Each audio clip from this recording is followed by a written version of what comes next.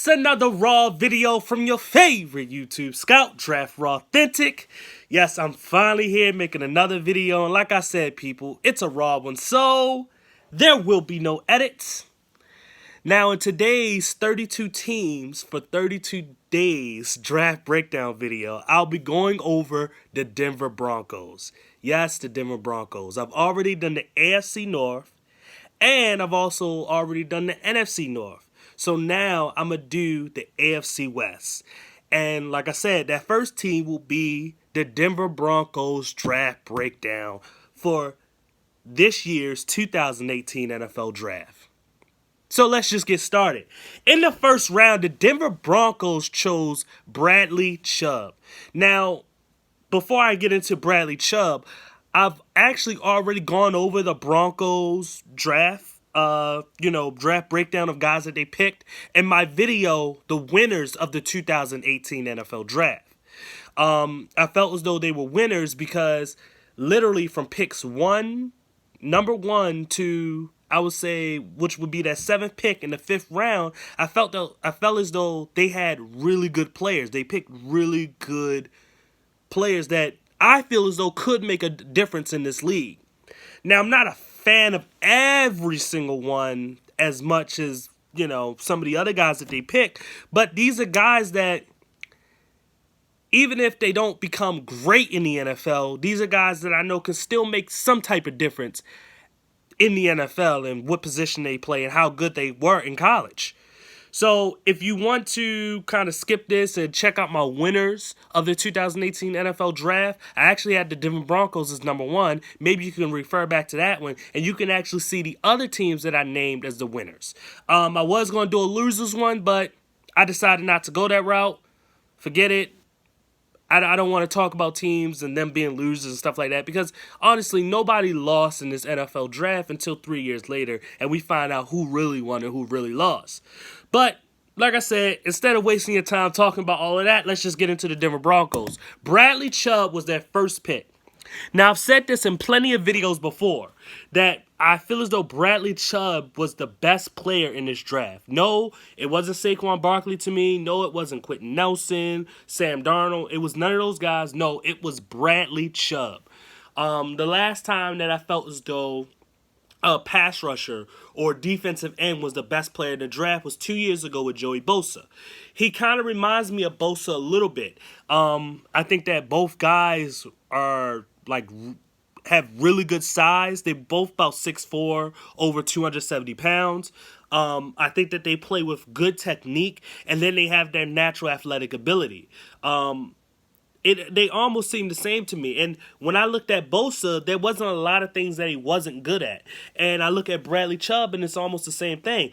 Bradley Chubb hardly has any flaws in his game, except for maybe he's not as a bendy of a pass rusher like a Von Miller would be or something like that. You know what I mean? Just to give an example. But I think that this guy, for what he can do, with the athleticism that he does have, he's able to overcome some of what you may consider flaws, and he's going to be a good pass rusher in this league. I wouldn't even say good. He's going to be a great pass rusher in this league, and he is going to be on my watch list for Rookies of the Year, Defensive Rookie of the Year, and I expect him to possibly get around double-digit sacks. And if he doesn't do that, it is what it is, but I think years down the road, this guy is going to be a perennial Pro Bowler. So then in the second round, they went and they chose what I thought was the best receiver in the NFL Draft, and that was Courtland Sutton. I have really high praise for Courtland. And actually, looking at this pick and looking at a future, a later pick that they had down the line, it seems like they're trying to recreate what they already have. They have Demaryius Thomas, who's a big, tall, but he's a way more faster receiver than Courtland. But now you're getting Courtland, who's a big, tall, good-sized, quick receiver that they can implement with a Demaryius Thomas. And maybe he can learn under him. And I'm not a huge believer in players learning under players because sometimes guys just got to have that natural knack to get better. It's not something that, you can learn how to be a better citizen, but it won't always make you a better player, if you know what I mean. Because there's certain stuff that certain players can do that at the same position another player can't do.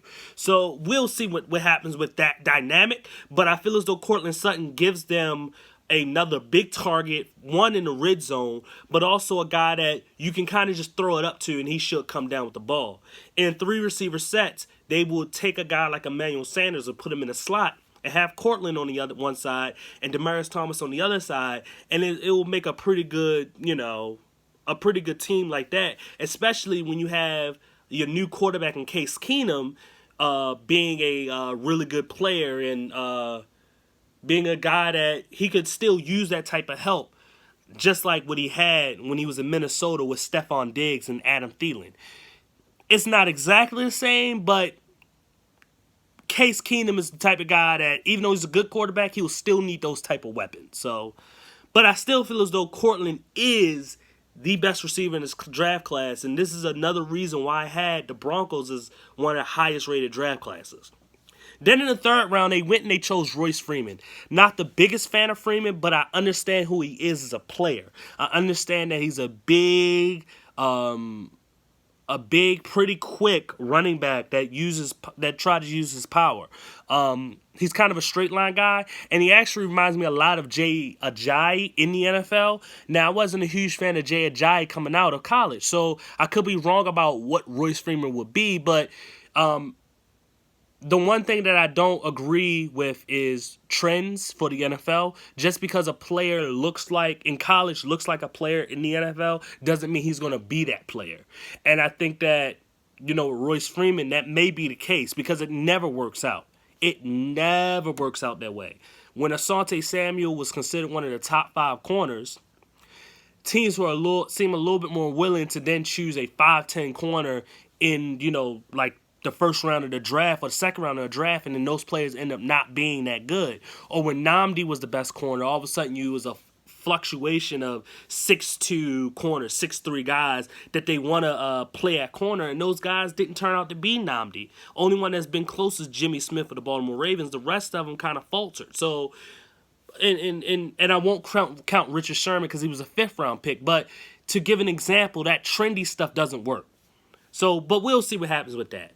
Then in the 3rd round, they chose Isaac Yadin from Boston College. He is a quick-footed, aggressive, tall press corner. I really liked his game. I think he was underrated, but I also feel as though if you wanted to give him a draft position of where you get picked, I think the Broncos picked him at a good spot because I believe that was a late 3rd round pick, which was a good spot for him because they're going to probably get a solid corner that I'm not sure. He could possibly play in the nickel. Even though he's a big guy, he probably has the ability to play in the nickel a little bit. Or you never know. Maybe you even think about moving him to safety, which I think because he is an aggressive corner, safety could be a solid position for him when he gets into the league. I mean, as he's on the Broncos team.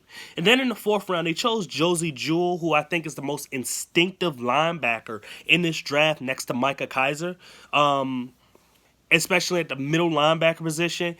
His biggest flaws will be just quickness. His battle against Saquon Barkley is one of the best battles you will ever see in college. And there was a couple of times where Saquon, got around him and stuff like that. But it was based off of Saquon's quickness and not, just anything else from him. Josie is a guy that is a good tackler, good instincts, has solid drop and cover skills. And like I said, quickness and that straight line speed will be his only problem. But with his instincts, he should be able to carve out a role in the NFL. And then in their next pick, the other 4th round pick, they chose Deshaun Hamilton. I'm not the hugest fan of Hamilton, but I understand who he is as a player. You're talking about a Penn State receiver, the 6 foot, about 200 pounds or 190 pounds. That is like a prototypical slot type of guy. And that's what he did in college a lot. And when I was talking about Cortland earlier and trying to recreate that receiving core, Deshaun reminds me of the Emmanuel Sanders of the two. And it's literally almost just like that when it comes to those two receivers. So I think that, with his situation, he can wait and he can try to learn the NFL game for maybe a year and then try to see if he can put it all together in this year too. But you never know, because he is a natural slot receiver, he may get a chance this year to really become something for the Denver Broncos team. Then in the 5th round, they chose tight end Troy Fumagalli, who I thought was the safest tight end to pick in this draft. A guy that had good enough speed, a guy that can block, a guy that can catch, a guy that pretty much kind of, the way he plays is, he plays like it's his last game. Like he wants to make plays. And that's the greatest thing that you can have for a pass catcher. And the reason why I said pass catcher is because when you're even looking at wide receivers and then looking at tight ends, the one thing that you want to have from both of those positions is guys that don't let the quarterback dictate where the ball's going to go or how to the pass. That player tries to snatch that ball and dictate how the play is going to end, how the play is going to go. And he's one of those guys that's going to go up and is just going to say, hey, this ball is mine. And then I'm going to make a play with it once I get the ball in my hand. So that's why I really, really like Troy Fumagalli and think that actually he's probably the best pick besides Bradley Chubb and Courtland Sutton in this Denver Broncos draft. And if you was to say who would not bust in this draft class, the top 2 picks and Troy Fumagalli would be my picks of guys that won't bust. And then going into the 6th and 7th round, they had 2 6th rounds and 1 7th round. I've said this many times. I look at two different websites to get names off of so I can study players. And these last 3 players, I didn't see their names. Actually, I did see David Williams from Arkansas, but I think that I for some reason, I just didn't look at his stuff. That's happened before. I even did this exact same thing with tight end Ian Thomas by accident. So, scrolling through the names, sometimes you make a mistake and you skip a name by accident. So that's what happened with David Williams from Arkansas. But honestly, I can't give a good breakdown when it comes to those last 3 draft picks. I know it's getting kind of redundant, me talking about these draft classes, and then towards the end, I can't give you the greatest, breakdown of some of those draft picks. But like I said, sometimes, the names don't pop up. And I think David Williams and Ian Thomas were the only 2 names that I saw that I couldn't get nothing out of because I made a mistake and I skipped it. And it happened. So it is what it is. But overall, when it comes to that first 7 picks in the draft, I think that all of those guys have a chance to be pretty good players, and pretty much is the reason why I think that the Denver Broncos won this draft. And I give kudos to that Broncos scouting class and the GM, John Elway, for doing a really good job into picking key players that can really help their football team. I felt as though this is a football team that didn't need a lot of help with a lot of different things. They could use, I guess, you can say they could use a running back. They could technically kind of use another pass rusher, not really.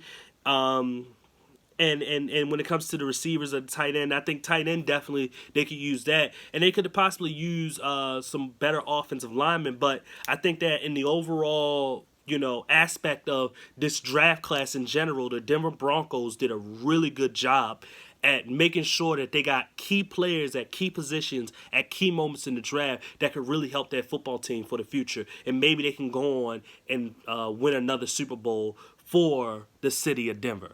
So anyway, if you like this video and if you want to see more, please subscribe.